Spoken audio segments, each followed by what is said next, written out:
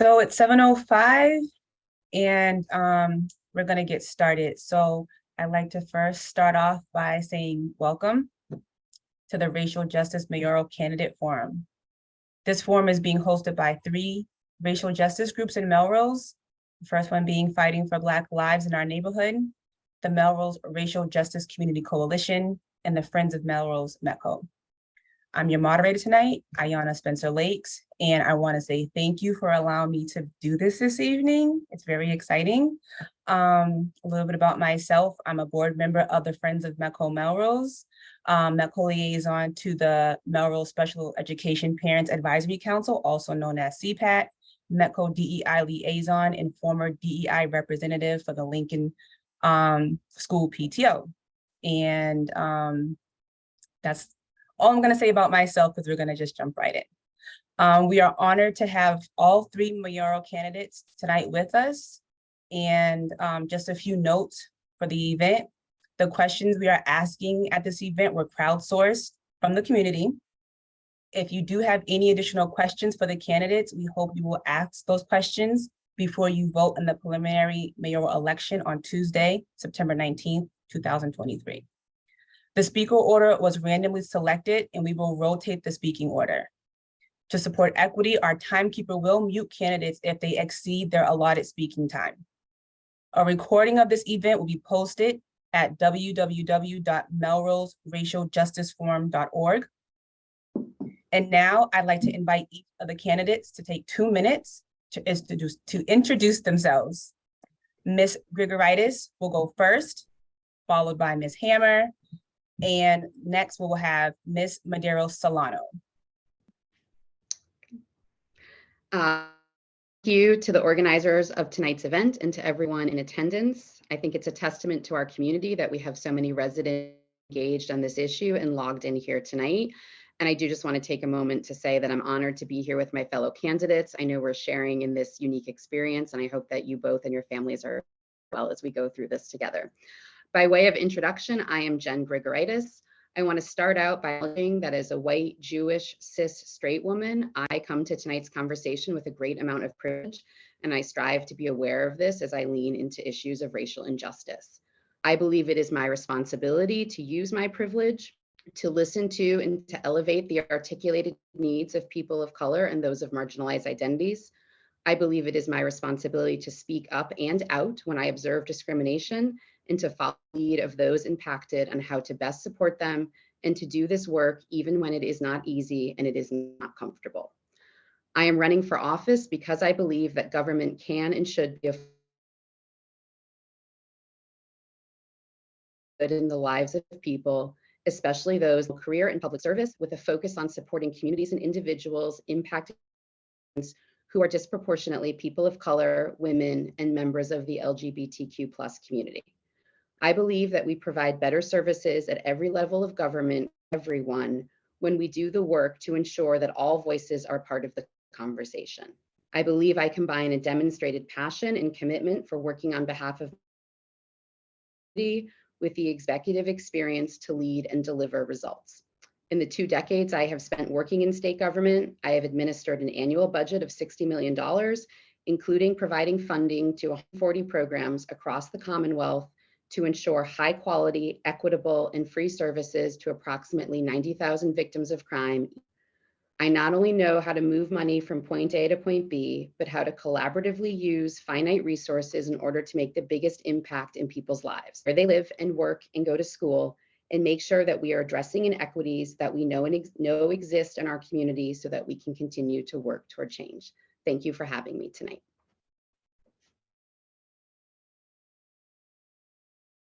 Thank you so much for that, that introduction.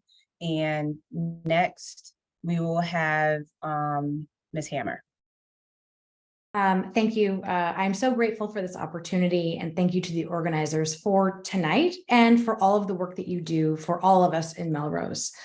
I have learned a great deal from these three organizations, from you all, and I find it incredible that Melrose has at least 3 groups that advocate for racial justice in our community. And the fact that we have at least 3 groups that advocate for racial justice means we have a lot of work to do. I believe in the power and potential of good government.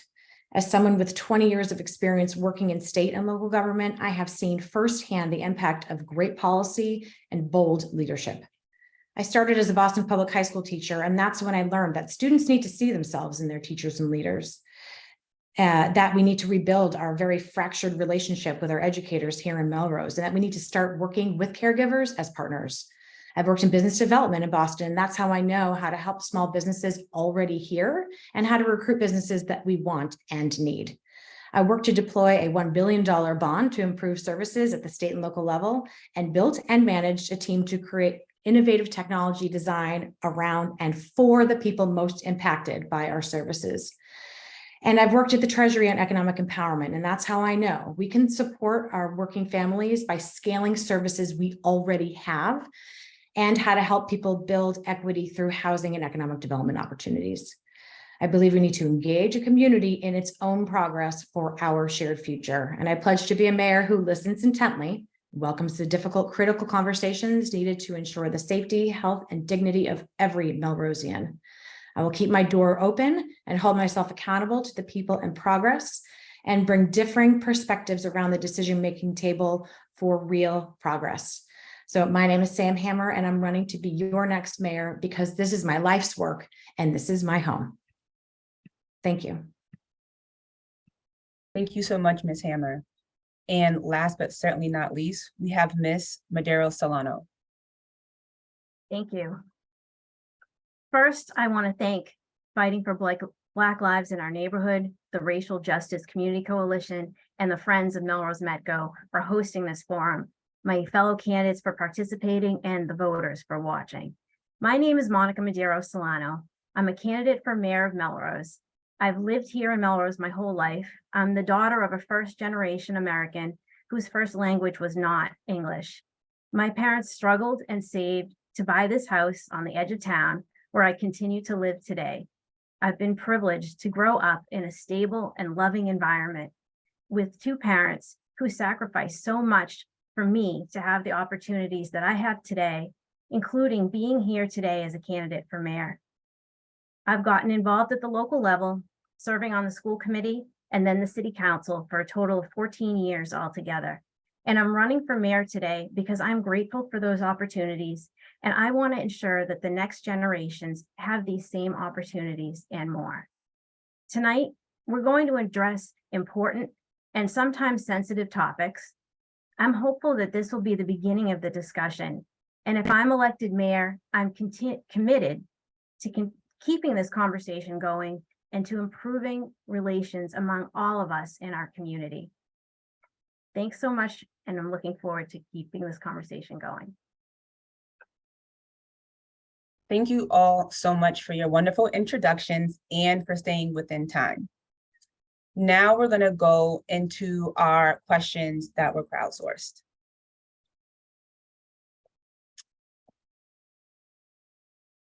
So in 2022, the city of Melrose engaged in a diversity, equity, and inclusion assessment process designed to collect information about racial climate in Melrose.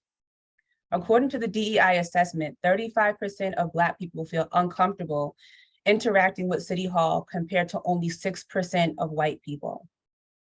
The question is, what would you do to make City Hall more welcoming to Black people? And first, we will have Ms. Hammer. Great, thank you. So when you step into someone's home, you get a sense of who lives there. It's most obvious by the art or the photos on the walls. And from that, you get a sense of whether you are comfortable, welcomed, or you belong. City Hall is the people's home. And so I want to open it up. I want everyone to feel welcomed and a sense of ownership and pride when walking in to our home. I want to open up our space for community meetings that are more informal, for other groups to come in, and for more public interaction and learning together. And I want to bring City Hall out to the people, offer services that we have where people actually are. And so again, the City Hall is the people's building, and that's how I see it. I have heard too often that our City Hall, especially our council chamber, doesn't feel as welcoming and warm. I want to be able to honor our history while creating some belonging spaces and welcoming warm spaces for residents in Melrose today. I want to put public art and impact the building on the walls and in our halls so that Melrosians can physically see themselves inside City Hall, solicit proposals from artists of color, and to exhibit with a reception to invite everybody to come in for a discussion. And also, very importantly, government works best when it is representative of the people we serve. We need to invest real time and real money in hiring people of color and take a proactive outreach approach to really find folks that we need to represent us inside City Hall. Again, City Hall is our building, it's our home, and it also has a beautiful front lawn. So let's all come out and use it. Thank you. Thank you so much. Next, Ms. Madero Solano. Thank you.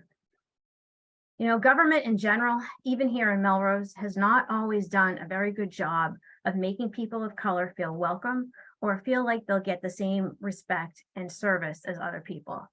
We need to acknowledge that history and reality openly. Then we can look to find ways to make City Hall more open and welcoming. To me, that means creating a customer service oriented atmosphere. That means adding wayfinding assistance such as signage. And I think adding a greeter is a great step and something that I advocated for 4 years ago in the mayor's race. I'm glad to see that Mayor Broder has put this into practice. And we have to make sure that, you know, all of our employees remember that first and foremost, we're customer service, we are public servants. And our goal must be that everyone interacting with City Hall feels welcome and that their concerns and issues are taken seriously and will receive the same priority. That attitude needs to start with the mayor, and as mayor, I will do that. Another focus is increasing workforce diversification so that people of color can see more people who look like them when they interact with city government. My experience on the Labor and Personnel Relations Policy Committee of the Mass Municipal Association and in working in municipal resources in the town of Norwood would be an asset in this area. On the hiring front, we should be doing things like removing names and even addresses from resumes so that we're looking more clearly at a candidate's experience and removing inherent bias from the hiring process. In general, we need to go out and into communities of color to recruit people to choose careers in municipal government. We also need to look at creating more stepping stone positions that will allow people to get their foot in the door. For example, hiring more EMTs could get them on the job training, and later they can become higher paid, full-fledged paramedics. This could help some of our overall staffing issues across the board. And if we encourage people in communities of color to apply for these positions, for example, student teachers or paraprofessionals, they may then have the opportunity to further their education while earning money and diversifying our workforce and providing much needed racial mirroring in our community. Creating an open government in which people feel welcomed and encouraged to participate is one of my top priorities. And as mayor, I'll be focused on creating a more welcoming environment at City Hall. Thank you so much. And now we will hear from Ms. Grigoritis. Thank you. I just want to first acknowledge that the data that was presented as part of this question is concerning. And also to say that's what is even more concerning to me is that each of these data points represents the lived experience of a resident in our community. And I want to first validate that these encounters happened and commit to doing the work to make positive change. As City Council President in 2020, I partnered with two of my fellow councilors who were the only two counselors of marginalized identities serving with me to develop the City Council's first ever anti-racism statement, which was adopted by all 11 counselors unanimously. Based on my professional experience leading a team, I know that we need to build a City Hall staff that reflects the community it serves. But to get to that end goal and have it be successful, we need to do the foundational work across all city departments and staff levels. This includes trainings on implicit bias and how it impacts our delivery of services, a wide array of stakeholders with the voices of residents of color at the center in developing and executing a DEI strategic plan, engaging staff in setting individual and department DEI goals, a comprehensive review of all City Hall policies and procedures, both internal and external, through an equity framework. We need to not only do this foundational work, but we need to be constantly accountable and reflective to our community on the challenges encountered and the progress made. To bring about change, we need to have good intentions as well as accountability and follow through. Thank you. Thank you so much for all those wonderful answers. Moving on to the next question. In the Melrose public school system, Black students are suspended at higher rates than white students. Melrose has one of the highest rates of racial disparity in school discipline compared with 12 neighboring communities. In your role as mayor, which also gives you a seat on the school committee, how do you plan to eliminate racial inequities in school discipline? We're going to start with Ms. Madero Solano. Thank you. Now, this is one of tonight's topics of discussion, which I find the most troubling. Discipline should be fair and all students should be treated equally. We should not have a discipline system with differing behavior standards or differing punishments for the same conduct. There may be, however, some underlying issues here and strategies that will help these troubling statistics. The school needs to acknowledge the background of the students involved in disciplinary issues and take a trauma-informed approach to how they deal with behavioral issues in the schools and the punishments imposed. We also need to make sure that the parents of Black students have the same access and opportunities to interact regularly with teachers and administrators in their schools, because over time, having or not having these relationships can affect student disciplinary outcomes. It's unfortunate, but people are human, and that's a fact. That's why we need to work to improve it. We need to recognize that Black students face microaggressions often on a daily basis in our society and often in school. And this atmosphere can and does affect their reactions to issues differently. We also need to make sure that any discipline imposed for any of it, we have a robust appeal process for students and parents in which all parties are informed of their rights, especially when it comes to suspensions, which could have a lasting effect on a student record and one's ability to access or be accepted into higher educational opportunities. We also must regularly review discipline statistics, both internally and with an outside review, to make sure that we're continuing to monitor and address any disparities in punishment. As mayor and as a member of the school committee, if elected, I'll work towards eliminating these racial inequities in school discipline. Thank you. Ms. Grigoritis. Thank you for this question. I think one of the most important responsibilities of the mayor is serving on the school committee. And this matters to me as a parent of an incoming 9th grade, 4th grader, as a former board member of the Melrose Ed Foundation, as one of the founding members of the One Melrose Override campaign, as the daughter of a public schools educator, and as myself a graduate of a public school system. This is a very serious issue, and I know that Melrose Public Schools and the school committee have recently taken some steps to address this, including making changes to secondary school protocols around discipline and restorative justice and deploying a new reporting form for bullying. I am pleased that our leadership teams at the middle school and high school are taking this issue seriously and engaging in taking action, and yet we need to go farther. We need to elevate the voices of students of color, hearing their concerns and working to address them in a trauma-informed way, while also shifting policy in response to their experiences. Their voices central to how we move forward to see where we can continue to understand and improve. Again, having worked with victims and survivors of violence for 15 years, I know that we need to do both. We need to analyze data and also into the individual stories that are behind that data. We need to acknowledge harm. We need to validate lived experiences and the repercussions of systemic discrimination. We need to be comfortable with the fact that there is not one definition of justice. Thank you. Thank you. Ms. Hammer. Great, thank you. So I come to this question as a former Boston Public High School teacher, living the experience in the classroom, as well as a parent of 2 students at the Lincoln going into middle school next year. And I've seen that inequality shows up in many different ways, more than just discipline, like investment in our students in our schools and access to the services and resources that they need.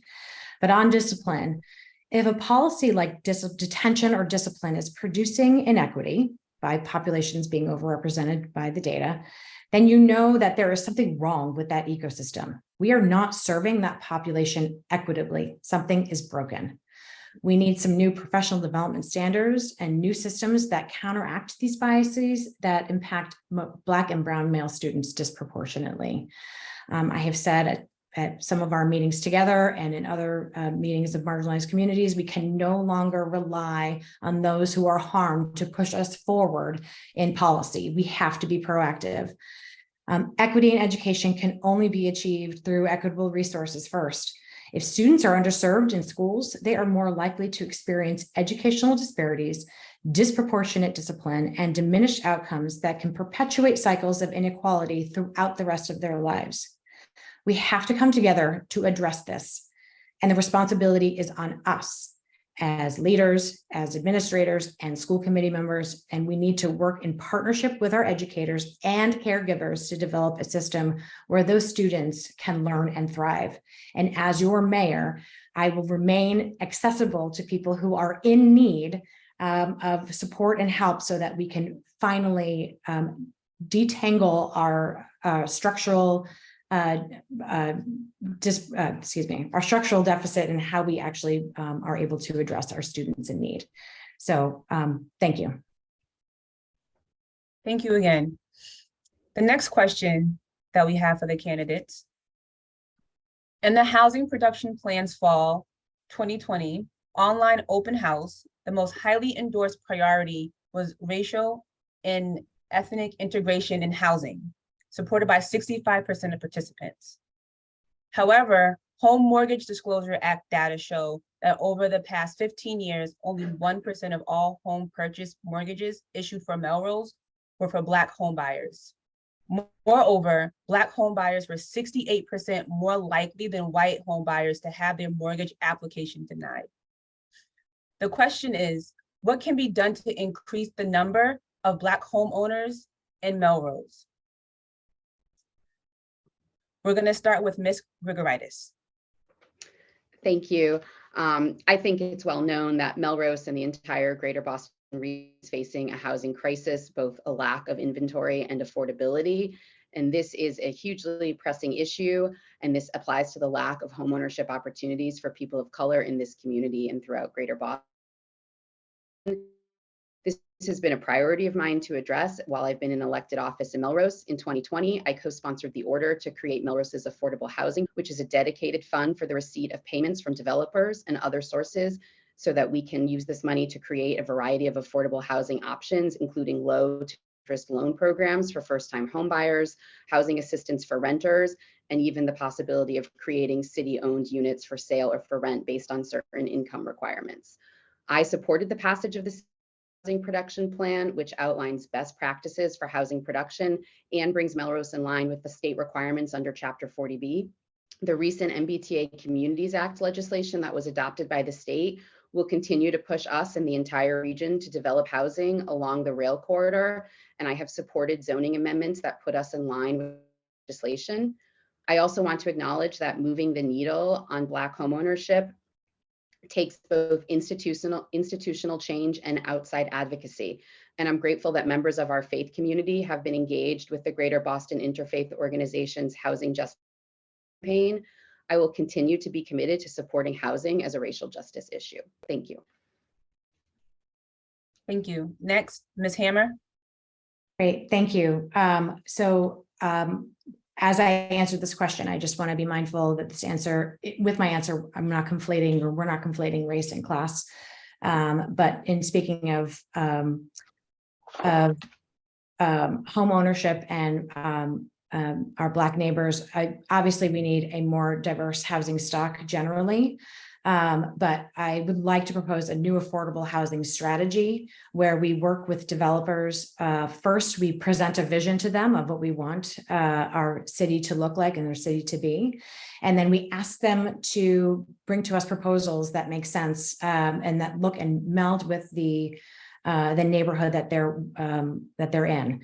And instead of asking them to build affordable units, 15% of their units be affordable, because as we have learned, these are not actually affordable units based on a national formula. I want them to instead invest in our Affordable Housing Trust Fund, which we have, to then work with our Affordable Housing Corporation, which we also have, to build units for people, for home ownership opportunities. And those units can be in places that are on transportation-oriented development areas, the MBTA districts, and also we have a lot of opportunity above our first floor retail throughout our business districts. So we can definitely do more affordable housing in ways that we want, in ways that people want it back, and in ways that they can afford it. And one other story I wanted to share was Melrose really being a more welcoming community. So recently we had a very public open event where people at the beer garden finally felt that they belonged. This was the community that they belong in. We need to be a more welcoming, open community for all people to come in. So thank you. I'll talk more about housing as the questions go on. Thank you. Ms. Madera Solano. Thank you. Well, unfortunately, housing affordability has been affecting all of us here in Melrose and in the greater Boston area in recent years. But we have to acknowledge that housing discrimination and redlining happened and may still even be going on in our own community. And when we think about how we might remedy this inequity, we might consider a few things. So first, we can understand that access to inherited wealth and financial resources may be less for people of color. And we can look towards creating a down payment assistance program or microloan programs to help first-time home buyers who have less resources to put together enough money to make a solid down payment. We can also work with the Melrose Housing Authority to create more affordable housing units in Melrose. And one option to explore is creating incentives for current Melrose homeowners to agree to adding an affordable deed restriction in lieu of paying property taxes so that we could increase our affordable units and also provide property tax relief to homeowners in Melrose, particularly senior citizens that need it. And by doing this, we could create more affordable housing without building more condos or large developments, and having more affordable housing units in Melrose means more access to home ownership to all home buyers, especially those of color. Across the board, whether it be new rentals or in home purchasing or lending, we really need to send a clear message that discrimination and redlining in housing in Melrose is not going to be tolerated. And I'm committed to doing that as the next mayor. Thank you. Thank you. Thank you again. So our next question. In the 2023 school year, as in years past, Melrose had no Black teachers. This is a loss for all students and is especially harmful for our Black students. Research shows that when Black students have Black teachers, they are more likely to thrive academically and less likely to be suspended. In your role as mayor, which also gives you a seat on the school committee, what ideas do you have about recruiting and retaining Black teachers? And I know this isn't on the slide, but I just want to make a note here that we're talking about more than a gym teacher.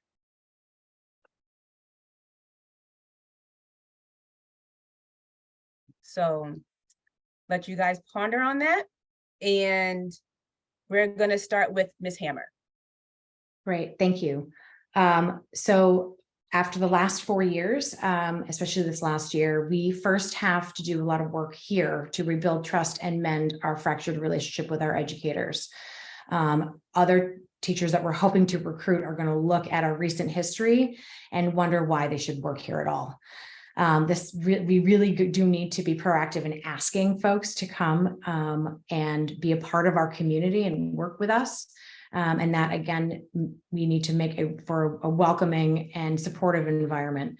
And then, as I mentioned about economic opportunity and housing, we really can offer if we build units on our own, we really can offer these to folks that we either have currently as public servants and educators, or those that we want to recruit to buy into our community, not only for their employment, but also for their housing, and to start building some equity. So we need to invest in our educators of color. It is not enough to say that we're one community open to all. The build it and they will come approach often does not actually signal to diverse educators that they are welcome. It takes a much more proactive approach, and this is multifaceted, but one strategy is to build relationships with local colleges and universities that enroll diverse students. Making Melrose a place where diverse undergrad and grad students studying education come to do student teaching is a way to introduce more educators of color to our community, learn from their perspectives and experiences, and potentially offer them teaching positions when they complete their degrees. For professional development, Melrose Public Schools has been providing professional development as an ongoing basis to address issues of equity and inclusion for the last 10 years. I want to see what those are. I want to make sure that some of those are required for all teachers and modernize them as they probably need to be. And then it's important to retain faculty of color once they're here, particularly in a district where they will be underrepresented. Let's build communities of practice, mentoring, and opportunities for community building and professional development. We have to invest in educators of color if we want them to be invested in us. Thank you. Ms. Madero Solano? Thank you. We need to start recruiting teachers more widely in communities of color. And right now, our teacher jobs are probably not publicized widely enough in those communities, and we can definitely do better in our recruitment to make these opportunities more well-known and promoted at colleges with diverse student teachers looking for jobs. You know, we can, as I mentioned earlier, work to create a student teaching path here in Melrose to full-time teacher positions. And this would allow us to recruit student teachers of color from all over the country. In addition, we need to make sure that Black teachers are welcomed in our schools and feel welcomed in the community. We also need to make sure that all Black teachers who are recruited feel included and empowered in their local schools, and who are supported and promoted fairly so that they'll want to stay in the Melrose school system. We need to expand our job postings beyond our usual outreach into communities of color and hope in finding qualified Black principals and administrators, which could also help us to recruit more teachers and staff members of color. Thank you. Ms. Grigoritis? Thank you. As I know everyone who's tuning into this is aware, this is an here in Melrose and also in communities across the state. I think one of the things that we're going to need to do is look to our state partners to help us address this in a more holistic way. As mayor, I would continue to advocate for passage of the Educator Diversity Act at the state level, which was sponsored by Senator Lewis and co-sponsored by Rep. Lippert-Garabedian. So we know that our state delegation is aware of the needs and is ready to leverage state resources to help us address the barriers that exist for teachers of color looking to enter the profession and to stay in it. Here in Melrose, we need to empower our school leaders to develop a plan for hiring and retention of teachers of color in Melrose. And we also need to make this an identified, clear priority as we search for our next superintendent. We need to partner with parents of color and students of color to hear their needs and concerns, and we need to ensure that the union is engaged in these conversations. And lastly, we need to do foundational work to make sure that the district has the tools and resources it needs to be successful. The Melrose Public Schools contains the largest number of city employees and yet has no dedicated HR staff. We need to lay the groundwork, make sure that the tools and resources are there so that we can effectively recruit, retain, and support teachers throughout their lifespan and feel the district has done the work to make this a welcoming place. Thank you. Thank you so much. The next question that we have for the candidates.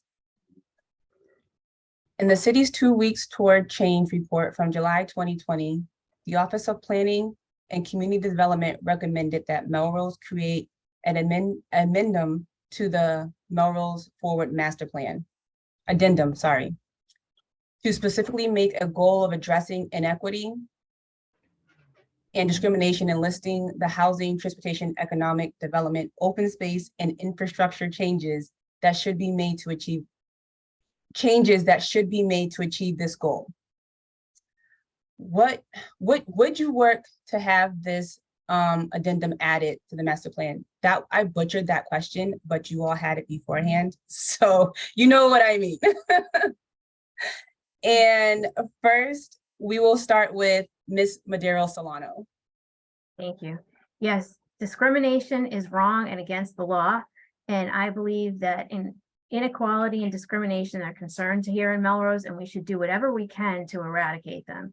So integrating these goals into our master planning process makes sense, and I think can help make a difference. It's about setting the tone at the top and including it throughout all of our community. I especially feel strongly about the importance of protecting and enhancing all of our green spaces in all of our neighborhoods. And that as a city, I think we can do a lot more to enhance our many small business districts across the city so that public amenities like streets and sidewalks, lampposts, all of that are consistent across the city. So as our next mayor, I'm committed to leaving no neighborhood behind. Thank you. Thank you. Ms. Grigoritis. Thank you. So to answer the question, yes, I would work to have this added to the master plan. Creating master plans and strategic plans is something in which I have significant experience. One of my roles as the chief of staff at the Massachusetts office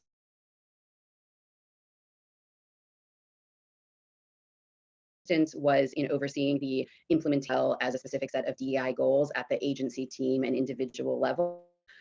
This process, when we add this in, needs to include stakeholder engagement and constituent focus groups to be conducted in accessible, culturally reflective, and trauma-informed formats. We need to have city staff participating in goal setting at the agency, team, and individual level. And we need to be regularly reviewing the plan with internal and external partners for feedback and providing updates on successes and challenges to the public. To me, the follow through is as important as the plan. We need to be tracking progress, measuring results, being honest, transparent, and reflective on where we have had success and where we've come up short, and we need to be regularly reporting in an accessible and equitable way back to the community. Thank you. And Ms. Hammer? Sure. Back to the addendum added to the master plan. Absolutely, yes. Our systems are designed for inequality, and the status quo is designed to perpetuate it. So as your mayor, I would commit to community engagement on this addendum to call out where inequalities in our system are, bring people to the table who are most impacted, and have hard conversations about how to unwind the system to finally make some progress. The work we will do to advance equity will look different for everyone, and we understand that achieving equity is an ongoing and collective effort. But by working together, we can continue to commit Melrose's principle of one community open to all as a community that values and is strengthened by its diversity and ensures that everyone has the opportunity to thrive and contribute meaningfully to our shared future. As your mayor, I will be responsible and accountable for integrating an equity framework throughout city government as well as its outcomes. And in my equity agenda, which you can now find on samformelrose.com/equity, we will make equity advancement a part of every policy and service design in every department. It's time we said the hard things and then also did the hard work, and openly. I look forward to working with the community, including most of you on this call, on advancing this addendum forward. Thank you. And I like the plug. And the next question that we're gonna be asking, in 2022, the city of Melrose engaged in a diversity, equity, and inclusion DEI assessment process designed to collect information about the racial climate in Melrose. Although the survey revealed racial inequities across numerous measures, the report back to the community did not include a discussion of these findings, and there are seemingly no plans to address racial inequities in Melrose. The question, as mayor, what steps would you take to understand and eliminate racial inequities in our city or in your city? We're gonna start with Ms. Grigoritis. Thank you. I think the first step that any leader needs to do here is acknowledge that these inequities exist in our city and continue to exist. As I've said before, understanding comes from listening to and validating the voices and lived experiences of our residents of color. And we need to do this in ways that are safe, trauma-informed, culturally reflective, and accessible. We need to analyze data and trends, as well as listen to understand from individual experiences. We need to be always looking around every table where decisions are being made and noticing who isn't there, and not just including them, but elevating the voices of those that have been sidelined. And we need to make our own structural changes within City Hall and in how we do business, how we procure goods and services, how we hire, retain, train, support staff, how we expand and protect access to government meetings and information, regardless of physical or language limitations. I have demonstrated my commitment to these issues during my 4 years on the council, and as mayor would continue to do the hard things in order to make city government truly accessible. Thank you. Next, Ms. Hammer. Thank you. So the question was, what steps would I take to understand and eliminate racial inequities in our city? So I've learned quite a bit from all of you and these three groups over the years. Racial inequity impacts men and women differently, non-binary differently, and age differently as well. Racial inequity affects every part of life, education, housing, economic, every part. And it's time we actually do the work.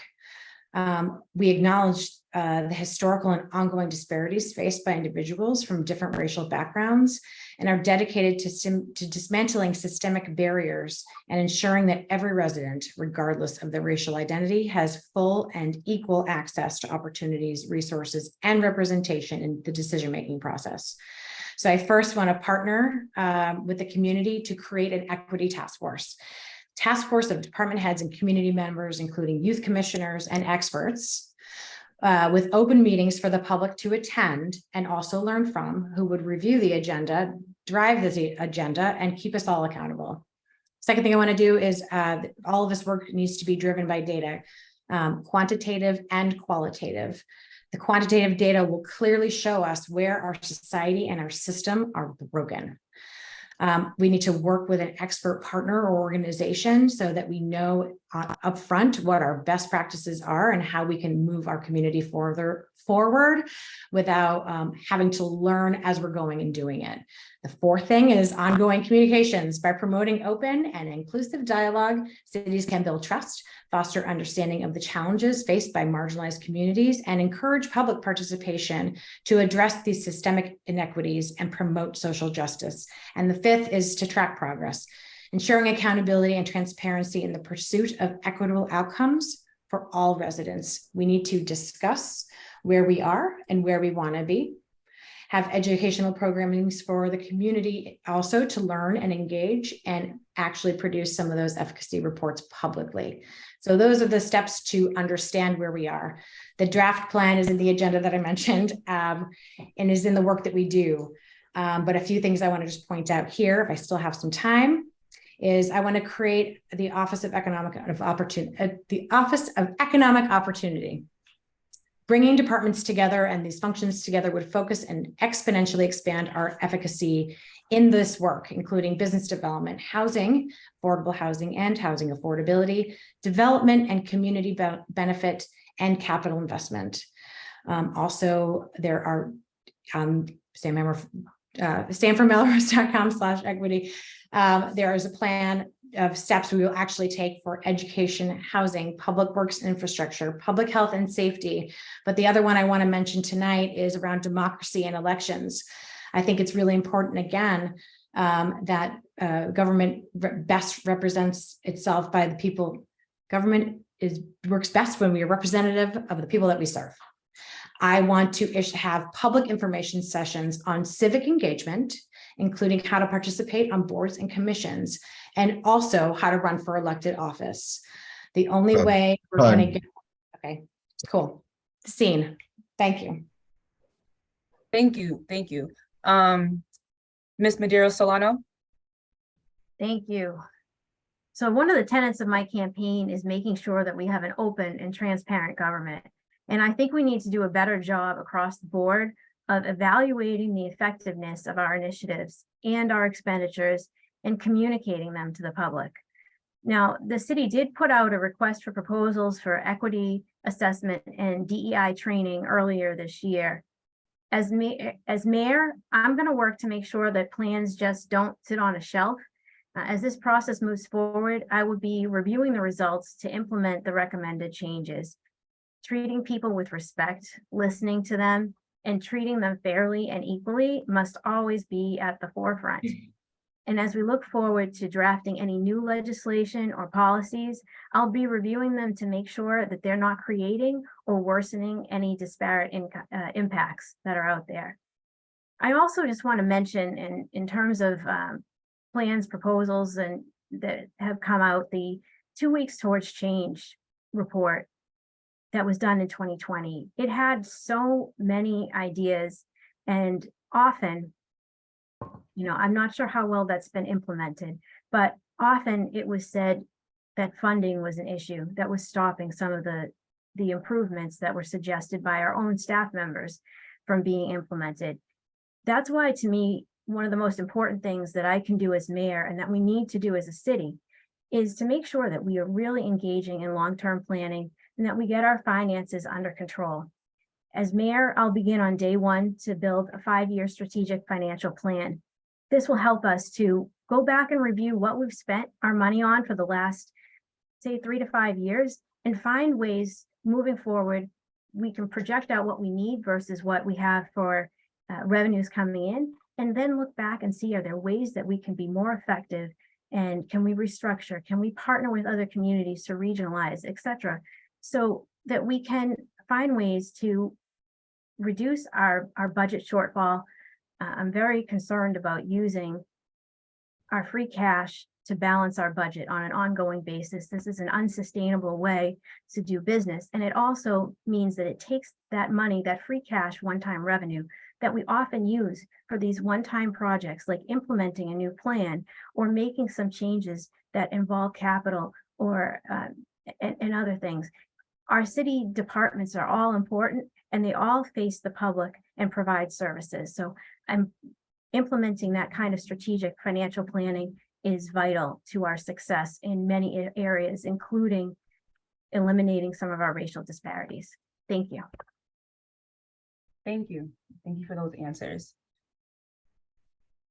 Our next question .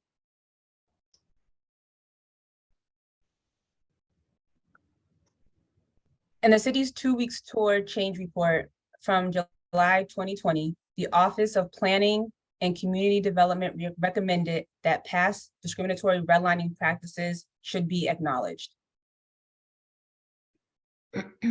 Redlining was a network of federal, state, and city regulations and practices that prevented Black people from buying homes in Melrose prior to 1968.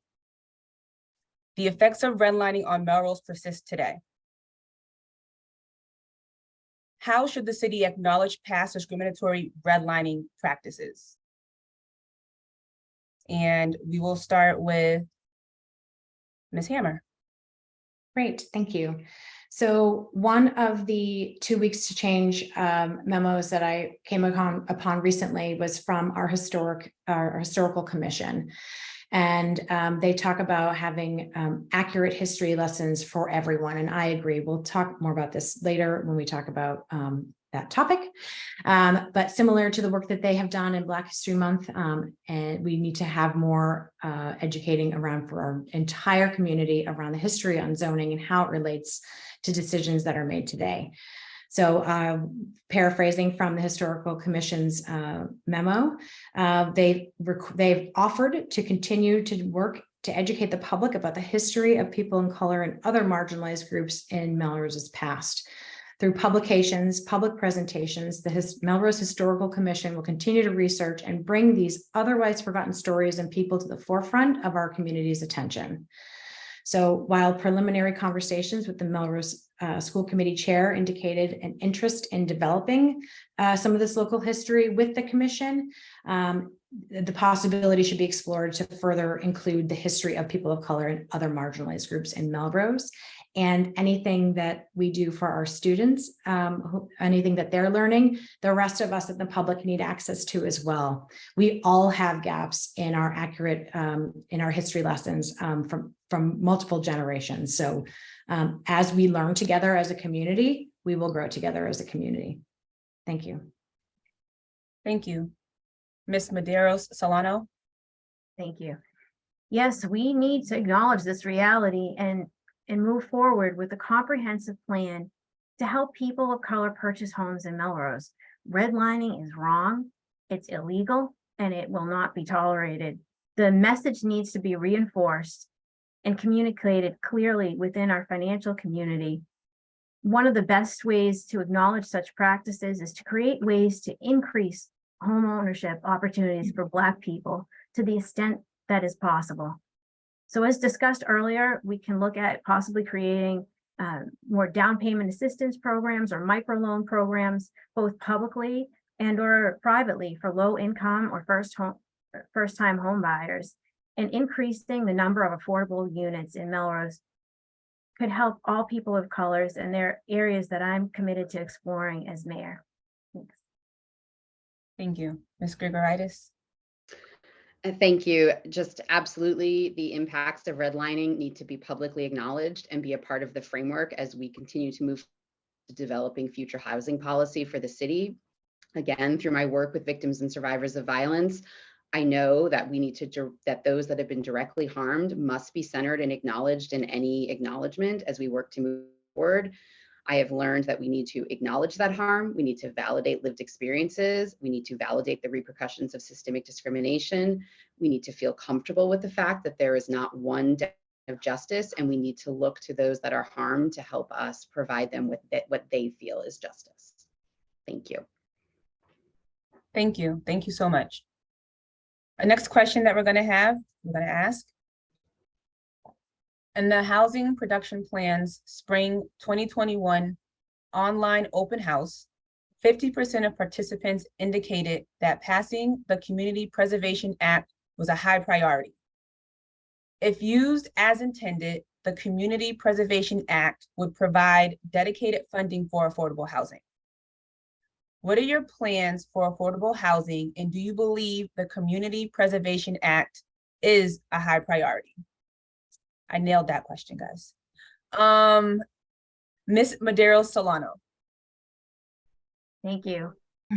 Well, I feel there are other ways to address affordable housing without raising taxes that can be equally effective. For instance, we can, again, create a program to allow senior citizens or others who can't pay their property taxes and water bills, but who want to remain in their homes, the opportunity to not pay those taxes and bills in exchange for adding affordable housing deed restrictions on their properties. And such a program would create a viable way to help both senior citizens and home buyers of color to purchase affordable homes in Melrose, and would help Melrose reach its affordable housing goals without eliminating small business areas or building large condo complexes or reducing open spaces in order to do so. We could also work with the Melrose Housing Authority and the state to explore the idea of creating additional senior affordable housing building in Melrose. Our existing buildings are still experiencing very long wait lists, could be up to 2 years just to get in Melrose and in our region. Baby boom, the baby boom generation is aging and needs housing. This is another way in which the city could add more affordable housing units to its housing stock. As mayor, I will think of finding creative ways that we can address our challenges without raising taxes being the only answer. Thank you. Thank you. And next, Ms. Grigoritis. Thank you. The city's housing production plan identifies passage of the CPA as a priority, and I was one of 7 councilors to support the passage of that plan as required under state law. I think the CPA is an important tool for Melrose to help achieve many goals, including access to affordable housing and enhancing our open space and preserving historic buildings. We've seen CPA work in surrounding communities, and it's a recommendation of the Massachusetts Area Planning Committee for communities to address housing shortages. As mayor, I will ensure that we are working toward these priorities and continue to build on my demonstrated commitment to affordable housing production. Thank you. Ms. Hammer? Great, thank you. So I do think we should consider passing the Community Preservation Act for affordable housing funding sooner than later. But first, I think to Monica's point, we do need to make sure that people feel comfortable in reinvesting in this community. So we need to rebuild a lot of trust with folks before we ask for further investment. But I do believe we need to pass this Community Preservation Act. I also believe we need an absolutely new approach to how we do affordable housing here. We can no longer just rely on developers providing us with 15% of their actually unaffordable units. And we can't wait for housing opportunities to come up for our own corporation to be purchasing. So with a new focus on home ownership to empower residents to build equity, our new affordable housing strategy will give Melrose the opportunity to build homes where we want, in ways that people want, and at prices that people can afford. So I want to work with developers to invest again in our Affordable Housing Trust Fund, again, instead of integrating units into their high rent buildings. I want to have the fund work with the Affordable Housing Corporation to build those home ownership opportunities in locations that are near public transportation, specifically above single-story retail buildings in our community, and also offer these homeownership opportunities to be designated for public employees, including educators, or to recruit educators and public employees that we want. So I'm very passionate about looking at affordable housing very differently from how we've been doing it. We cannot continue to do business as usual if we want to expect new outcomes. Thank you. Thank you. And our next question.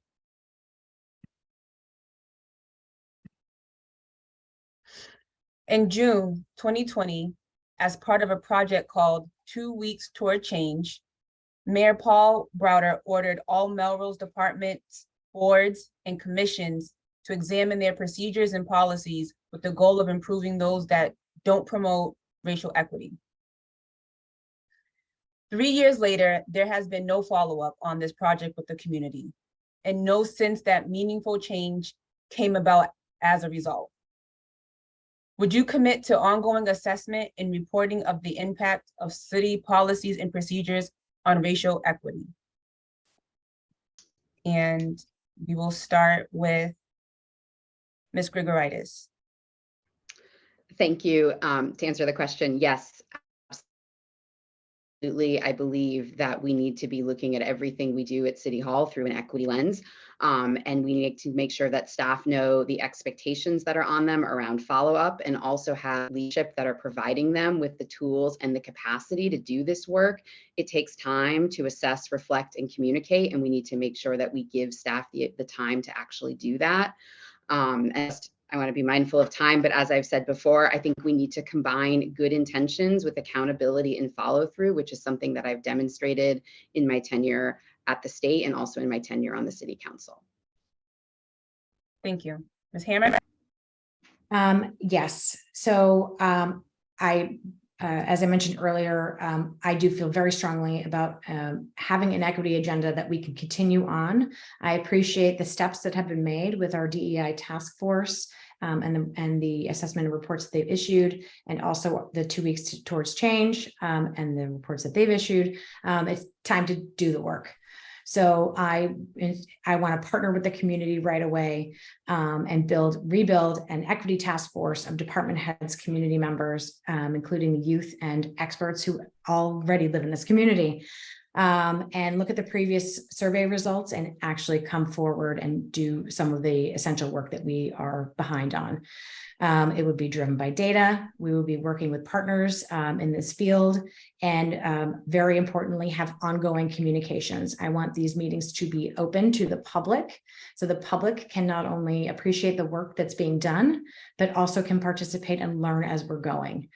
By promoting open and inclusive dialogue, that's how cities can rebuild trust and foster understanding of the challenges faced by marginalized communities, and then issue these milestones as we're moving forward through the agenda.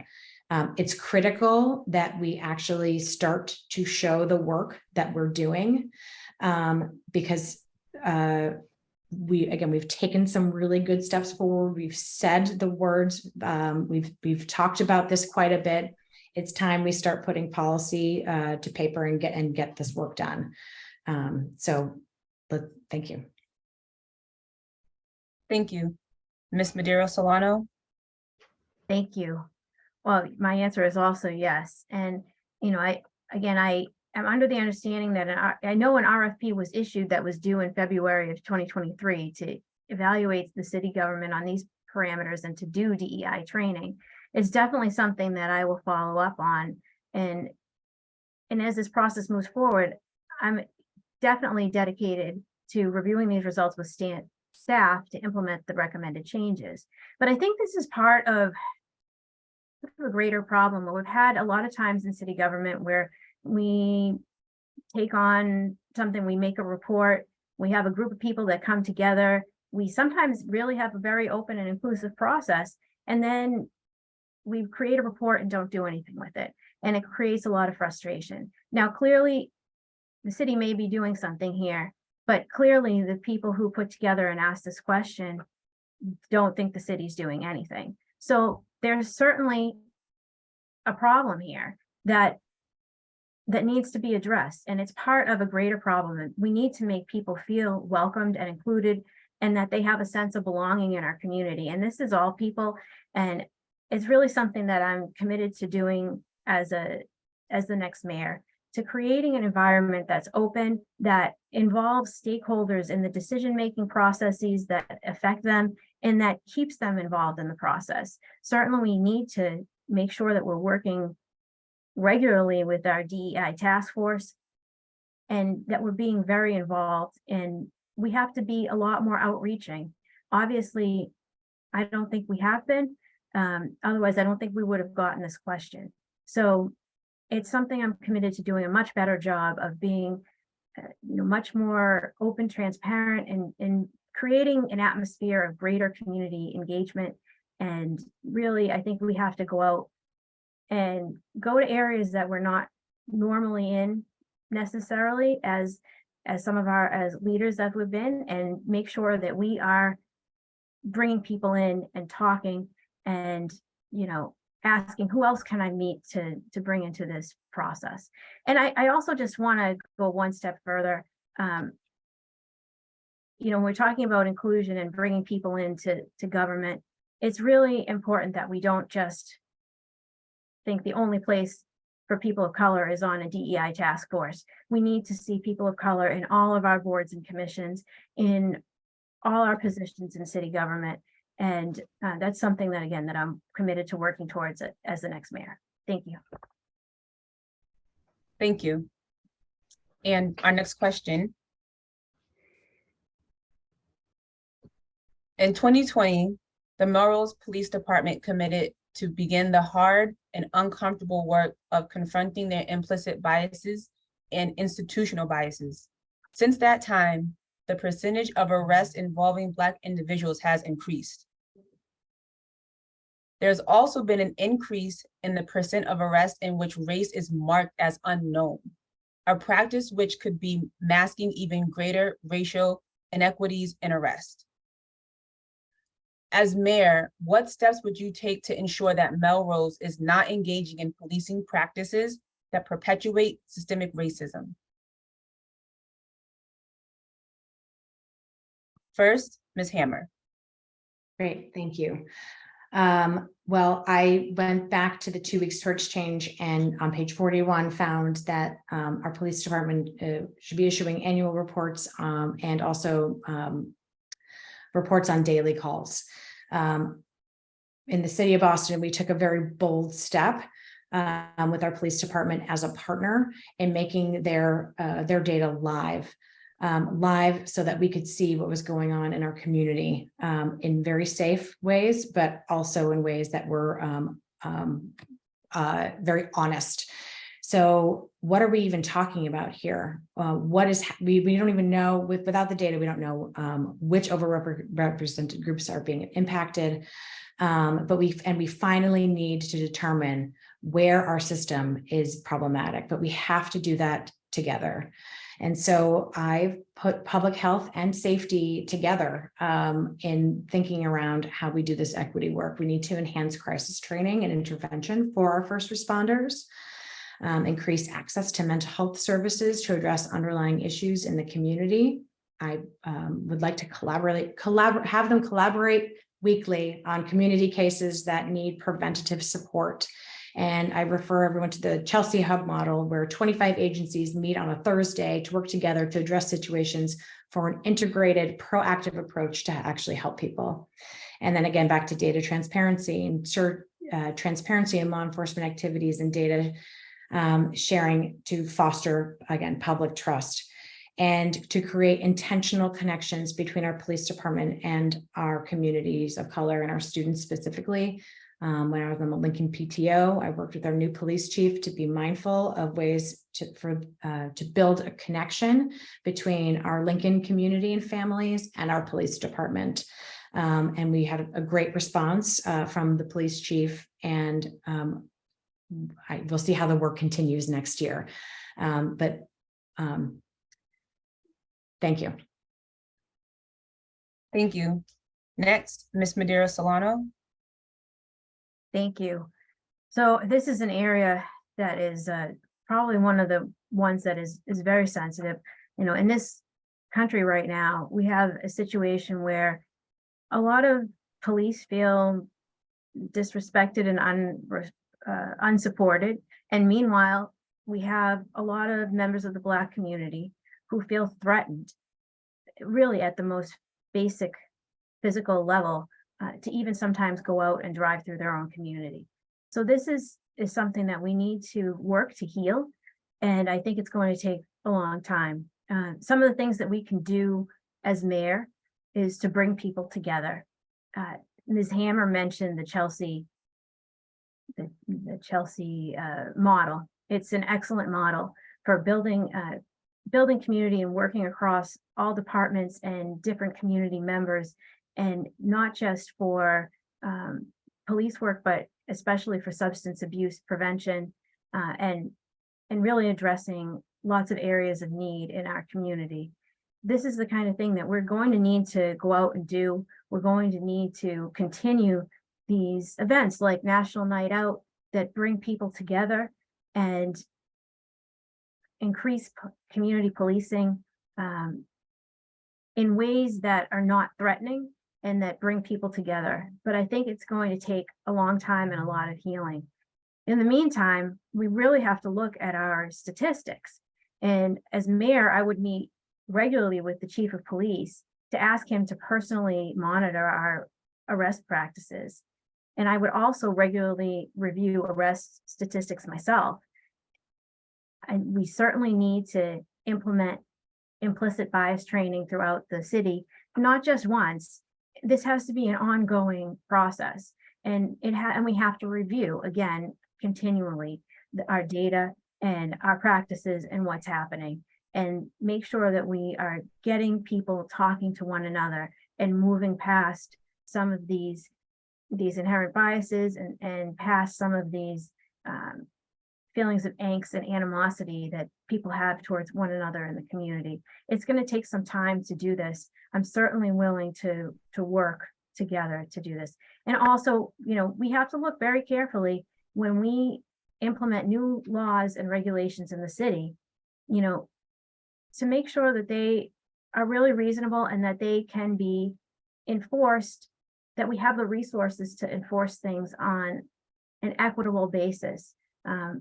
If we don't, we probably shouldn't enact those laws, because there's probably a better chance than not that due to inherent biases, that an implicit bias, that possibly they may not be enacted equally.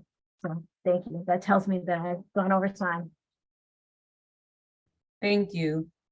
And now we'll hear from Ms. Grigoritis. Thank you. Between my tenure at the Attorney General's office and at MOVA, I've spent the better part of 2 decades working with enforcement at the state and local level. And obviously this is a a challenge that is throughout policing in this community, in this country. So I just want to acknowledge that I have worked on behalf of the criminal legal system, which is a system that is grounded in historic discrimination. And I think what we need to do is a both and approach. We do need to be analyzing data, and then we also need to listen to the individual stories of those that have been accused of causing harm, of those that were harmed, officers that are responding to the situations in our community on the ground, of our police leadership, of our allied stakeholders in health and human services, and our part regional and state level. And I think we need to be looking to particularly POST, which is the new state agency overseeing peace officers, and to the Mass Police Training Committee to help us really think about best practices in training that we implement in Melrose in partnership with allied stakeholders. Thank you. Thank you. And going into our next question. The housing production plan passed by City Council 2 years ago left intact the so-called SR zones on the east side of Melrose, which only permit the construction of single-family residences. The SR zones almost exactly parallel the green districts created by the Homeowners Loan Corporation on their redlined map of Melrose in 1938, marking them as places where Black people would be rejected for home loans. As mayor, would you direct the Office of Planning and Community Development to work to dismantle the SR zones and bring them into conformity with the UR zoning, which predominates in almost every other residential district of Melrose, and thus bring to an end this decades-long policy of housing segregation on the east side? And we will start the answers with Ms. Madero Solano. Thank you. My answer on this is no. Single unit residences are one of the things that make Melrose a great community to live in, and that zoning needs to be preserved. The independence and freedom of owning a single unit residence are also some of the top things that all homeowners, regardless of color, desire and find empowering. Additionally, many of those single unit residences are ranches, which offer one floor living and are vitally important for an aging population who wishes to age in place. Zoning changes are not the only way to root out redlining or housing segregation, both of which are morally wrong and illegal.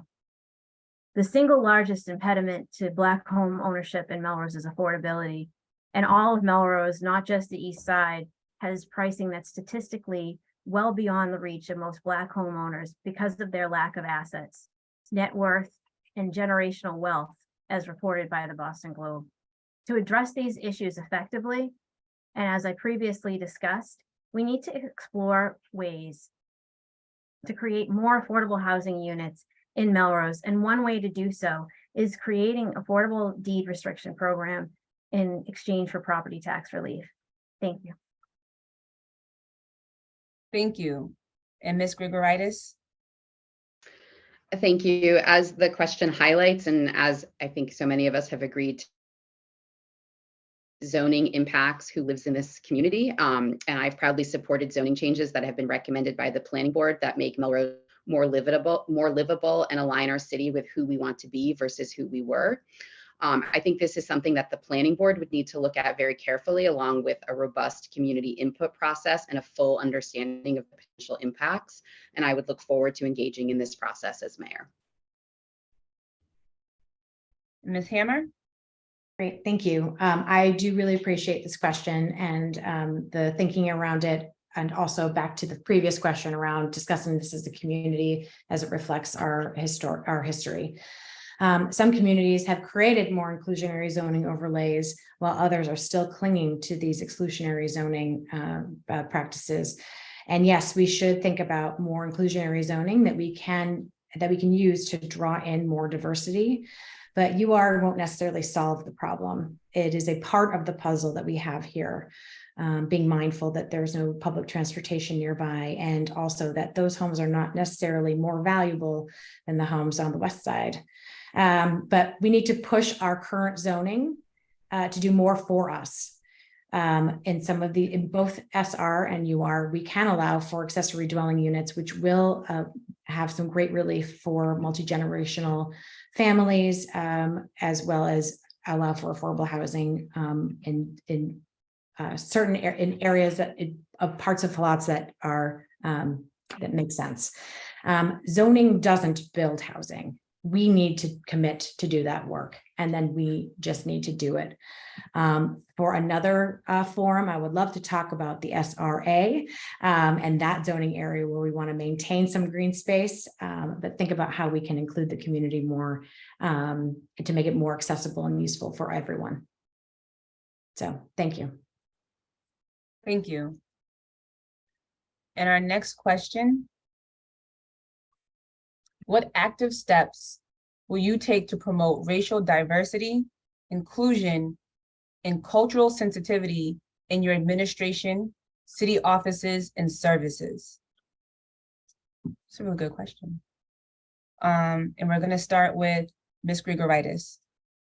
Thank you. It is a good question. So just as I've expressed before earlier tonight, my priorities would include the development of a citywide DEI action plan that would include engagement from residents and allied stakeholders, an equity audit and comprehensive review of city policies and procedures, including hiring, procurement, access to government proceedings, and the makeup of our boards and commissions, an implementation of a goal-setting process specifically related to DEI for department heads at the individual and department level, and working in partnership with residents of color to develop safe and trauma-informed means for communication on their experiences with city departments so that we can address individual concerns and broad challenges in a way that minimizes challenges and positively affects change.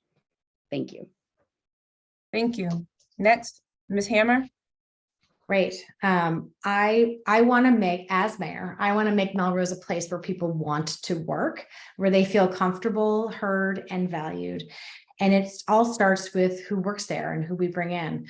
It starts with recruiting and hiring practices. This quote: the city has an affirmative action plan on file with the Massachusetts Commission Against Discrimination for recruiting minority and women applicants. I wasn't able to find this plan on the internet, so I want to review this plan and modernize it as it probably needs, and insist on outreach to diverse candidate no matter how long it takes.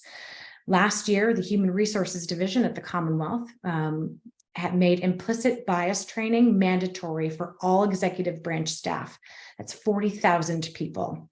I want to make implicit bias and bystander training required throughout Melrose departments, and also open up this training to the public, because we all have to be a part of this work.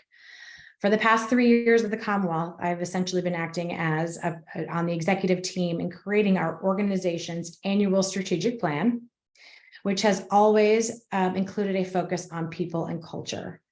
I serve as our department's DEI content creator, working with my CIO on sharing intentional monthly messages through staff-wide emails that are further discussed at our monthly all-staff meetings. We've been doing this for years, and it has become a part of who we are. I want this continuous learning and curiosity to be part of who we are in Melrose. So not all policies that address racial disparities head on, but a collective effort to create a truly inclusive community where every individual's dignity is honored, where opportunity flourishes unencumbered by prejudice, and where the tapestry of our unique identities can weave together and create a stronger, united community. Thank you. Thank you. Next, Ms. Madeira Solano. Thank you. Well, it's, I've said before, I think communication is so important, and it will be one of my highest priorities, as will be fostering a customer service mindset and enforcing the message that all people should be treated with respect. I'll reinforce these tenets as mayor, and as mentioned earlier, I'm going to work to remove inherent biases from our hiring process, to outreach through job postings in our communities of color, and recruiting candidates into municipal government from communities of color. I want to work, and I will work, to make our city government more open, welcoming, and to increase the sense of belonging among our employees. Thank you. Thank you. For our next question,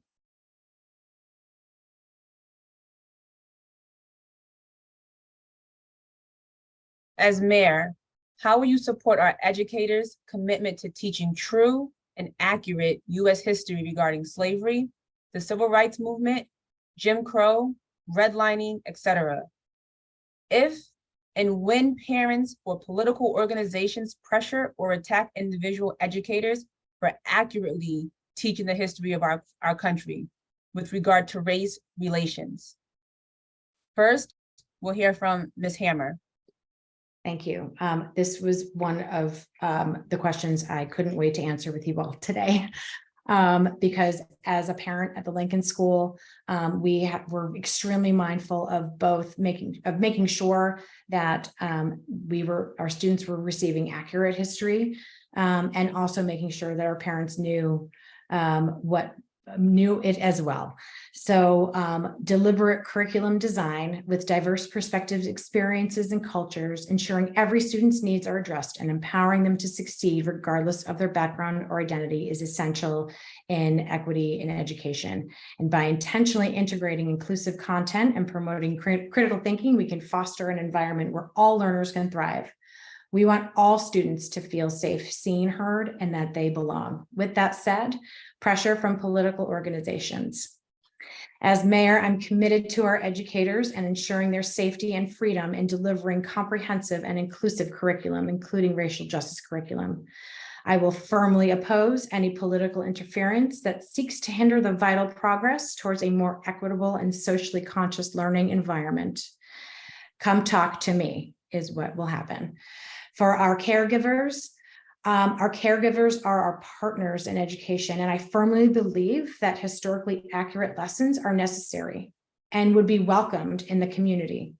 If a hard conversation is needed to work through, let's do it early and often. And again, working with our historical commission on bringing forward some of our true historic lessons from our own community is vital in that work. Thank you. Thank you. Next, Ms. Madeira Solano. Thank you. Well, I believe we should encourage parents to be actively involved in their children's education, but we also must support our teachers, and we must create an environment which is free from discrimination. I wholeheartedly support teaching true and accurate history. We need to acknowledge our past, both good and bad, in order for us to move forward, and I'm committed to supporting that. Thank you. Thank you. Ms. Grigoritis. Thank you. At this moment in time in 2023, one of my greatest fears as a parent, as a public servant, and as a current elected official is attempts to ban books and/or restrict or question the materials that are being used in our public schools. This is dangerous and unacceptable. And as a leader, I will be bold and unapologetic in defending our educators' ability to teach all of history and to encompass the lived experience of all Americans. I also want to continue to press at the state and at the municipal level for us to work to ensure student privacy, which is something that we know is under attack as we move to increasing digital means of communication between our students and educators, and to make sure that what they are learning, how they are processing that information, and what they are choosing to share about their identities with their educators is not fit for public consumption.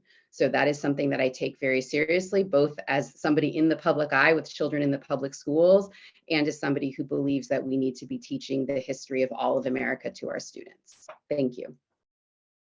Thank you so much. And I'm so glad we got to that question, because that was one of the questions that I really wanted to get answered. We're coming to the end of the forum, so I want to thank everybody for attending. The recording of this event will be posted at www.melroseratialjusticeforums.org. Please register for our upcoming racial justice forums. The City Council Forum will be held on September 20th. The School Committee Forum will be held on October 4th. As a reminder, do not forget to vote in the preliminary mayoral election, which will be held on Tuesday, September 19th, 2022. So thank you again. Thank you. Thank you. We'd shake your hands if we were live. Yeah, Good enough. Have a